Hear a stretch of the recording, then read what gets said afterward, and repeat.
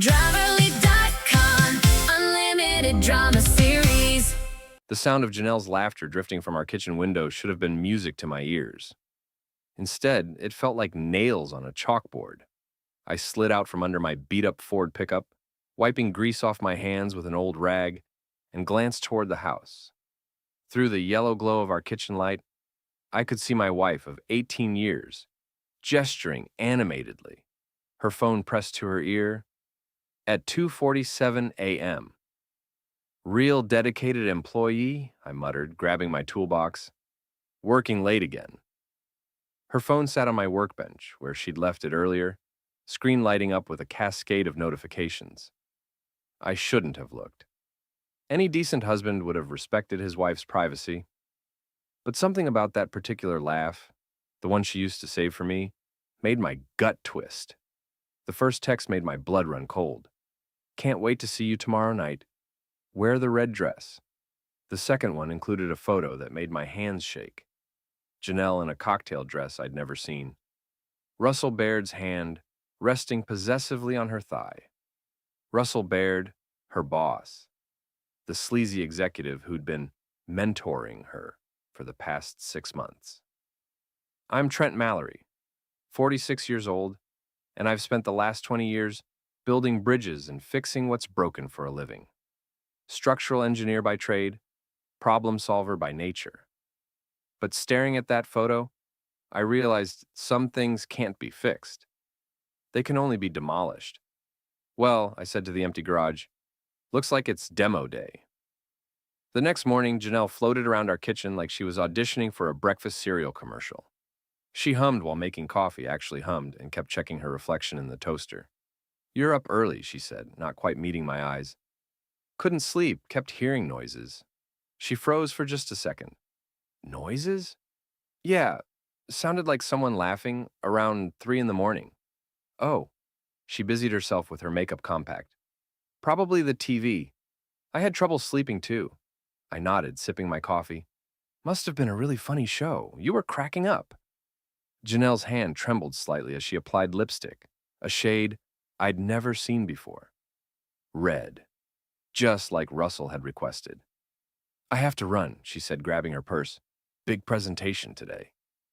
"I'm sure Russell appreciates all your hard work." She stopped dead in her tracks, her back still to me. "What's that supposed to mean?" "Nothing. Just that you've been putting in a lot of extra hours lately. Very dedicated." When she turned around, her face was flushed. "Trent, if you have something to say, have a good day, honey." I raised my coffee mug in a mock toast. "Knock 'em dead." After she left, I sat in our kitchen, a kitchen I'd renovated myself 3 years ago when we still talked about growing old together, and planned my next move. 20 years of marriage, and it had come to this. But if Janelle wanted to play games, she'd picked the wrong opponent. Engineers don't just build things. We know exactly how to take them apart. The company party was held at the Riverside Convention Center, one of those glass and steel monuments to corporate success that I'd helped design the foundation for years ago. Ironic, really. I was about to watch my marriage crumble on a building I'd helped create. Janelle had spent 2 hours getting ready, claiming she needed to represent the company well. She looked stunning in that red dress, and for a moment, I almost forgot why I was there. Almost. The party was in full swing when we arrived. Marketing executives and their spouses mingled around cocktail tables, everyone trying to outlaugh and outcharm each other. Janelle immediately gravitated toward Russell's circle, leaving me to nurse a beer by the appetizer table. Russell Baird was everything I wasn't. Tall, silver-haired, with a kind of practiced charm that came from years of selling people things they didn't need. He wore his success like an expensive cologne, overwhelming and impossible to ignore. "Trent," Russell's voice boomed across the room. "There's the man who keeps our city standing. How's the bridge business?" "Solid," I replied, "unlike some foundations around here." He laughed, but his eyes stayed cold. "You're a lucky man, you know that? Janelle's been absolutely invaluable to our team, a real rising star." "She's definitely been rising," I said, watching my wife's face flush. "Working late, early mornings, weekends, very committed." "That's what I love about her," Russell continued, his hand finding its way to Janelle's lower back. Total dedication. She deserves someone who really appreciates her talents. The room seemed to quiet around us, conversations pausing as people sensed drama brewing. Someone like you? I asked. Russell's grin widened. Well, I do recognize quality when I see it. He pulled Janelle closer. She deserves someone better. Someone like me. The bastard actually winked. Janelle laughed, that same laugh I'd heard through the kitchen window, and leaned into him like they were dancing. Then, in front of 50 of their colleagues, she kissed him. Not a peck on the cheek or an innocent brush of lips. A full, passionate kiss that left no doubt about their relationship. The room erupted in whispers and gasps. Someone's drink glass hit the floor. I set down my beer and walked over to them. Janelle's lipstick was smeared, Russell's tie askew. You know what? I said, my voice carrying across the suddenly silent room. You're absolutely right. She does deserve better, and so do I. I pulled out my phone, opened the Photos app, and held it up for everyone to see. The picture from her phone, Russell's hand on her thigh, both of them grinning like teenagers, filled the screen. Ladies and gentlemen, I announced, I'd like to propose a toast to honest leadership and transparent relationships. Russell lunged forward, trying to grab my phone. I stepped aside and he stumbled into the dessert table, sending a chocolate fountain cascading onto his $1,000 suit. Trent, stop! Janelle hissed, but her voice was drowned out by the murmur of shocked conversations. Stop what? Celebrating your promotion? Because that's what this is, right? A business relationship? Security was moving toward us now, but I was already heading for the exit. I paused at the door and turned back to the room full of staring faces. Oh, and Russell, you might want to check your parking spot. Those Tesla tires can be so unreliable. I was waiting in my truck when Janelle stumbled out of the convention center 40 minutes later, her red dress wrinkled, her makeup streaked. She climbed into the passenger seat without a word, and we drove home in silence that felt like a funeral march. It wasn't until we pulled into our driveway that she finally spoke. How long have you known? Long enough. Trent, I can explain, can you? Because from where I'm sitting, it looks pretty self-explanatory. She started crying then, those practiced tears that had gotten her out of trouble since college. It just happened. We were working late, and he was so understanding about my ideas, and you've been so distant lately. Distant? I turned to face her. I've been distant? You changed the password on your phone, started working weekends, stopped wearing your wedding ring to the office. But I'm the one who's distant. You don't understand the pressure I'm under. Russell believes in me. He sees my potential. He sees an opportunity. There's a difference. I got out of the truck and headed for the house, leaving her sitting in the driveway. Inside, I poured myself 3 fingers of bourbon and sat in my recliner, the one Janelle always complained about, but I'd refused to throw away. She found me there an hour later. What do you want me to do? She asked, standing in the doorway, like she was afraid to come closer. I want you to be honest, for once. I love him, Trent. I'm sorry, but I do. There it was. The truth I'd been dreading and expecting in equal measure. Then we're done, I said. Just like that. Just like that. She stood there for another minute, maybe waiting for me to fight for her, to beg her to stay. But some bridges burn themselves, and all you can do is watch the ashes fall into the water below. The next morning, I called my lawyer, my accountant, and Miguel Santos, the IT guy who'd helped me set up my home office network. Miguel owed me a favor from when I'd helped his brother get a job with the city engineering department. I need to know what's on her devices, I told him over coffee at Rosie's diner. Legally. Miguel stirred his coffee thoughtfully. She's still using the family cloud account? As far as I know. And you're the account holder? Yeah. Then technically,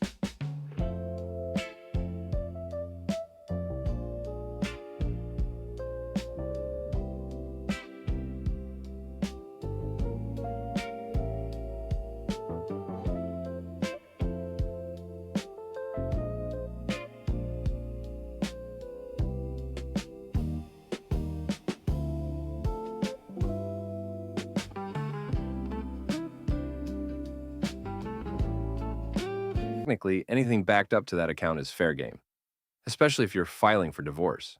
What would I find? Emails, texts, photos, location data, calendar entries. Everything syncs automatically unless she specifically turned it off. She's not that tech savvy. Miguel grinned. Then she's been keeping a digital diary of her affair without knowing it. 2 hours later, I had everything. Months of flirty texts, dinner reservations at restaurants I'd never been to, hotel receipts, even GPS data showing exactly where her car had been parked during those late nights at the office. But the real gold mine was in her email. Janelle had been sharing details about our marriage with Russell, my financial information, my client list, even personal stories I'd told her in confidence. She'd been feeding him ammunition to use against me. The final email made my blood boil. Trent's so predictable. He'll probably just sulk and try to wait it out. He's too proud to fight for me, which makes this so much easier. Too proud to fight? I said to my empty house. Lady, you haven't seen a fight yet. I started with the small stuff. Canceled our joint credit cards. Transferred my paycheck to a separate account. Changed the locks on my workshop and garage. Then I got creative. Russell's Tesla was parked in his assigned spot at the Meridian building downtown, gleaming silver under the afternoon sun. I walked past it twice, noting the security cameras and foot traffic patterns. Then, I went to the hardware store. Valve stem removal tools are perfectly legal to own. So is a small bag of ball bearings. And if someone happened to unscrew the valve stems on all 4 tires of a certain Tesla, and if those ball bearings happened to get lodged in the valve mechanisms, well, that would be vandalism. But if someone just happened to park nearby and noticed that the valve stems looked loose, and if they tried to tighten them but accidentally made them worse, that would just be a good Samaritan having a bad day. The security footage would show me walking past the car, pausing, kneeling down like I was tying my shoe, and walking away. Nothing suspicious about that. Russell's car was sitting on 4 flat tires by 5 p.m., but that was just the opening move. The real game began when I contacted Ms. Elena Carter, the biggest client on Janelle's roster.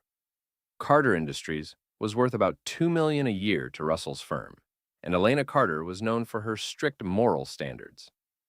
Mrs. Carter, this is Trent Mallory. I believe you know my wife, Janelle. Of course, she's been handling our account. Lovely woman. I thought you should know that Janelle is having an affair with her direct supervisor, Russell Baird. I have documentation if you're interested. There was a long pause. Mr. Mallory, that's a serious accusation. Yes, ma'am, it is. Send me what you have. I emailed her everything. Photos, text messages, hotel receipts, the works. Elena Carter called me back within an hour. Mr. Mallory, I appreciate you bringing this to my attention. Carter Industries doesn't do business with companies that tolerate this kind of unprofessional behavior. I'll be terminating our contract immediately. I'm sorry to hear that, ma'am. No, you're not. And frankly, neither am I. Your wife and Mr. Baird have been padding their expense reports for months. I was already considering a change. $2 million. Gone. Just like that. But I wasn't done. Vera Walsh had been Janelle's best friend since college, and currently worked as the HR director at Russell's firm. She called me the day after Carter Industries pulled their account. Trent, we need to talk. About what? About this situation with Janelle and Russell. It's getting out of hand. We met at Murphy's Pub, a dive bar on the south side, where the beer was cheap and the lighting was dim enough to hide secrets. Vera looked nervous, fidgeting with her wedding ring and glancing around like she expected to be followed. Look, I know you're hurt, she began, but what you're doing is destroying Janelle's career. What I'm doing. I'm not the one sleeping with my boss. Russell's been suspended pending an investigation. Janelle's under review. The whole company is in chaos. Sounds like consequences. Trent, please. She made a mistake, but she doesn't deserve to have her life ruined. I leaned back in my chair, studying Vera's face. You know what I think? I think you're more worried about your own job than Janelle's reputation. That's not. You're the HR director. This happened on your watch. If the board decides that management knew about the affair and covered it up, you're gone too. Vera's face went pale. I didn't know. I swear I didn't know. But you suspected. She didn't answer, which was answer enough. Here's what's going to happen, I continued. I'm going to keep digging, and I'm going to keep finding things. Because people like Russell don't just have one affair. They have patterns. And people like Janelle don't just betray their husbands. They betray anyone who gets in their way. What do you want? I want the truth. All of it. Vera finished her drink in one gulp and stood up. You're making a mistake, Trent. Some truths are more dangerous than lies. She left me sitting alone in the bar, wondering what she meant. I wouldn't have to wait long to find out. The next phase of my investigation focused on Russell's history. If Janelle thought she was special, she was about to learn otherwise. I reached out to Miguel again. I need you to check something for me. Social media, public records, anything you can find on Russell Baird and his previous employees. Looking for a pattern? Exactly. What we found was a gold mine. 3 different women over He just gave me a massage, that's it! A massage? With I Miss Your Body after? Watch more on Grammarly.com. the past 5 years, all former employees, all young and ambitious, all mysteriously transferred or fired after brief relationships with Russell. One had even filed a complaint with the State Labor Board, though it had been quietly settled out of court. But the most interesting discovery was recent. Russell had been having regular meetings with someone from HR, someone who wasn't his assigned representative for the investigation. Vera. They've been meeting every Tuesday at the Marriott downtown, Miguel told me, showing me the location data he'd pulled from public Wi-Fi logs. Same room, same time for the past 6 weeks. 6 weeks? But the affair only became public knowledge last week. Exactly. Something wasn't adding up. I decided it was time for some direct surveillance. The Marriott's bar had a perfect view of the elevator bank, and I'd been nursing the same beer for an hour when Vera walked in. She looked around nervously before heading to the elevators. 5 minutes later, Russell appeared, taking a different elevator to the same floor. I gave them 10 minutes, then followed. The hallway was empty except for a housekeeping cart. I knocked on the door of the room I'd seen Russell enter. "Room service," I called out. "We didn't order anything," came Russell's voice. "Complimentary champagne from management. For the VIP guest." The door opened, and Russell's face went from confusion to anger in about 2 seconds. "What the hell are you doing here?" Funny, I was about to ask you the same thing. I pushed past him into the room, where Vera sat on the bed, fully clothed but looking guilty as hell. "Trent," she said, "this isn't what it looks like." "Really?" "Because it looks like the HR director is having secret meetings with the subject of her own investigation." Russell stepped between us. "You need to leave. Now." "Or what? You'll call security? That should be interesting." "Help. The husband of the woman I'm sleeping with caught me in a hotel room with the HR director who's supposed to be investigating me." "Get out," Russell snarled. "In a minute." I pulled out my phone and started recording. "First, I want to hear about this arrangement you two have. Because, Vera, you've been awfully helpful in covering up Russell's affairs, haven't you?" Vera's face went white. "I don't know what you're talking about. The 3 women before Janelle, the complaints that got buried, the transfers and terminations. You've been cleaning up Russell's messes for years. You can't prove that." "Actually, I can. Public records are amazing things. Settlement agreements, NDA filings, employment records. It's all there if you know where to look." Russell grabbed for my phone, but I stepped back. "Touch me and it's assault. I'm sure the police would love to hear about your little arrangement." "What do you want?" Vera asked. "The truth, all of it. Starting with why you really called me tonight." Vera looked at Russell, who nodded grimly.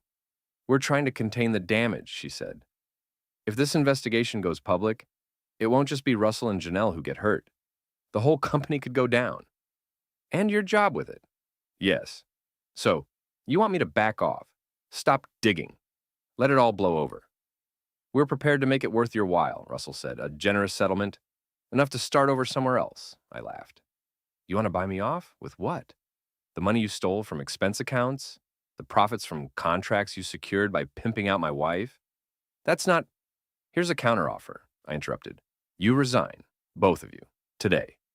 And maybe I don't send everything I've found to the state attorney general." "You're bluffing," Russell said. I stopped recording and forwarded the video to 3 email addresses: the company's board of directors, the state labor board, and the local news station's investigative reporter. "Check your phones in about 5 minutes," I said, heading for the door. "Then tell me if I'm bluffing." The story broke on Thursday morning. Local marketing executive under investigation for pattern of workplace affairs. The news station had done their homework, interviewing two of Russell's previous victims and documenting the company's history of covering up complaints. Janelle called me 17 times before I finally answered. Trent, you have to stop this. They're talking about criminal charges. What kind of charges? Fraud, embezzlement, sexual harassment. The FBI is involved now. Wow, that escalated quickly. This isn't funny. I could go to prison. For what? Having an affair isn't illegal. For helping Russell steal from client accounts. For falsifying expense reports. For... Her voice broke. For things I didn't even know were illegal. Ah, so now you're a victim. I am. Russell told me those expenses were legitimate. I trusted him. Like I trusted you. Trent, please. I know I hurt you, but I can't handle this alone. I need help. Then call a lawyer. I can't afford a lawyer. Russell froze all our accounts when the investigation started. I don't have any money. Our accounts? There's no our anymore, Janelle. I filed for divorce yesterday. The line went quiet except for her crying. Where am I supposed to go? She finally asked. I hear Russell's got a nice place. Oh wait, that's probably going to be seized as evidence, isn't it? I hung up and poured myself a celebratory bourbon. But the celebration felt hollow. 20 years of marriage, and it had come down to this. My wife crying on the phone while her life fell apart around her. Part of me wanted to help her. The part that remembered our wedding day, our first apartment, the dreams we'd shared before ambition and resentment poisoned everything. But that part was getting smaller every day. The next morning brought an unexpected visitor. Eli Rodriguez, my old friend from college who now owned a boxing gym downtown, showed up at my door with coffee and donuts. Thought you might need some company, he said. I'm fine. Sure you are. That's why you look like you haven't slept in a week. He wasn't wrong. I'd been running on adrenaline and anger for days, and it was starting to catch up with me. Come on, Eli said. Let's go hit something. The gym was a throwback to another era. Heavy bags hanging from the ceiling, speed bags rattling against their platforms, the smell of sweat and leather permeating everything. Eli wrapped my hands and pointed me toward a heavy bag. Let it out, he said. I started slow, working on form, but within minutes, I was pounding the bag like it owed me money. Every punch was for every lie Janelle had told, every secret meeting with Russell, every night she'd come home late with some excuse about client dinners. Feel better? Eli asked when I finally stopped, breathing hard and sweating through my shirt. A little. Good. Now let's talk about what you're really doing. What do you mean? I mean this revenge thing. It's eating you alive. They deserve what they're getting. Maybe, but what do you deserve? I didn't have an answer for that. Look, Eli continued, I get it. She betrayed you. She humiliated you. She chose some other guy over the life you built together. But at some point, you have to decide if you want to spend the rest of your life destroying her or building something new for yourself.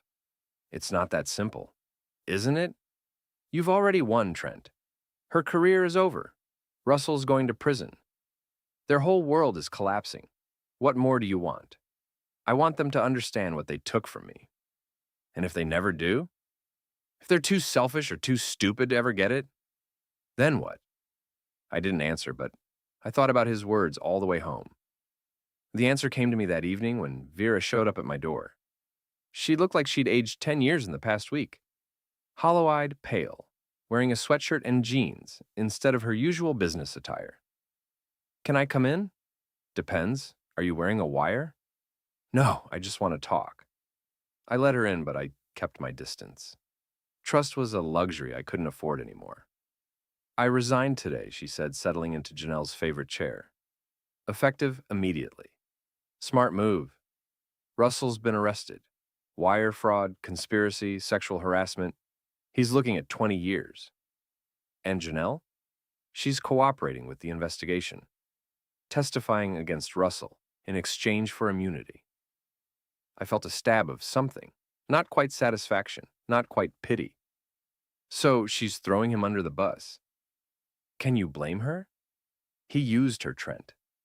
Just like he used all of us. Used you how? Vera was quiet for a long moment, staring at her hands. Russell knew about my gambling problem. I owe some very dangerous people a lot of money, and he offered to help me pay them off if I helped him cover up his affairs. How much money? $200,000. I whistled low. That's a serious problem. It was supposed to be temporary, just until I could get back on my feet. But every time I tried to stop, he'd remind me what would happen if certain people found out where I lived. So you helped him destroy those other women's careers. I helped him make problems go away. I told myself they were willing participants, that they knew what they were getting into. But you knew better. Yes. Her voice was barely a whisper. I knew better. And now I'm broke, unemployed, and probably going to be indicted as an accessory. The dangerous people I owe money to are getting impatient, and I have nowhere to run. Why are you telling me this? Because I want you to know that what happened to Janelle wasn't entirely her fault. Russell is a predator, and I helped him hunt. That doesn't excuse what she did. No, it doesn't. But maybe it explains it. After Vera left, I sat in my empty house and thought about what she'd said. Russell was a predator. Janelle was a victim. Vera was a victim too in her own way. But what did that make me? The trial began 6 weeks later. Russell had refused a plea deal, convinced he could charm his way out of trouble. He was wrong. I attended every day, sitting in the back row, watching my wife testify against her former lover. She looked small on the witness stand, fragile, in a way I'd never seen before. When the prosecutor asked her to describe Russell's manipulation tactics, she broke down crying. He told me my husband didn't appreciate me, she said, dabbing at her eyes with a tissue. He said I deserved someone who recognized my worth, who could give me the life I wanted. And you believed him? I wanted to believe him. My marriage was... We'd grown apart. I felt invisible, unimportant. Russell made me feel special. When did you realize he was using you? When he asked me to falsify client reports. He said it was just creative accounting, that everyone did it.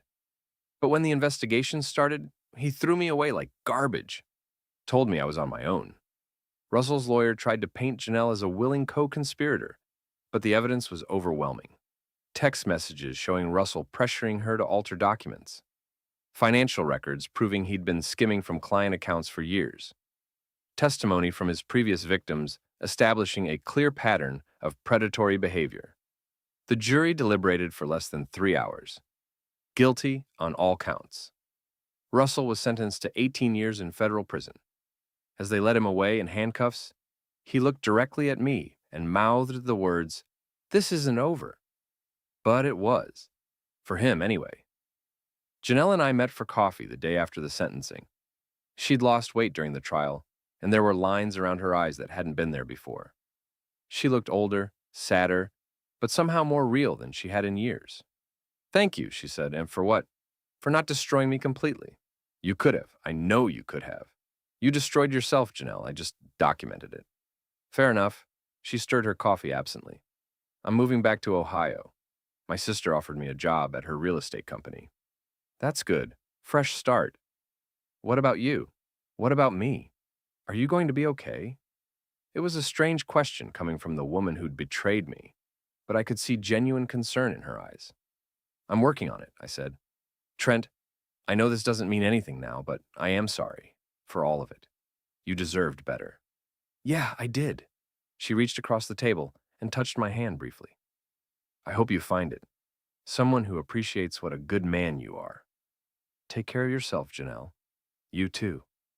She left first, walking out of my life as quietly as she'd been slipping out of it for months. I sat there for another hour, drinking coffee and watching people go about their normal lives, wondering what normal would look like for me now. 6 months later, I was rebuilding, literally and figuratively. My engineering firm had landed 3 new contracts, including one to design a community center in the neighborhood where Eli's gym was located. I'd been spending more time there getting back in shape, remembering what it felt like to be strong. "You look better," Eli said one evening as I finished my workout. "More like yourself." "I feel better." Most days. Most days is a good start. We were walking to our cars when a woman approached us. She was about my age, with graying brown hair and kind eyes, wearing scrubs that suggested she worked at the hospital down the street. "Excuse me," she said, "are you Trent Mallory?" "Yeah." Do we know each other? I'm Sarah Chen. I work with Vera Walsh's sister at General Hospital. Vera asked me to give you this. She handed me an envelope with my name written on it in Vera's handwriting. How is she? I asked. Not good. She's in witness protection, but the stress has been hard on her. She wanted you to have this before she disappears completely. Sarah left without another word, and I stood in the parking lot holding the envelope, not sure if I wanted to open it. You okay? Eli asked. I don't know. Want me to stay? No, I need to do this alone. At home, I poured myself a drink and opened the envelope. Inside was a single sheet of paper with a short note. Trent, I know you have no reason to forgive me, but I need you to know the truth about everything. Russell didn't just use Janelle and me, he used you too. The whole affair, the public humiliation, the investigation, he planned for you to find out. He wanted you to destroy him because he knew he was about to be exposed anyway, and he thought he could control the narrative if you were the one who brought him down.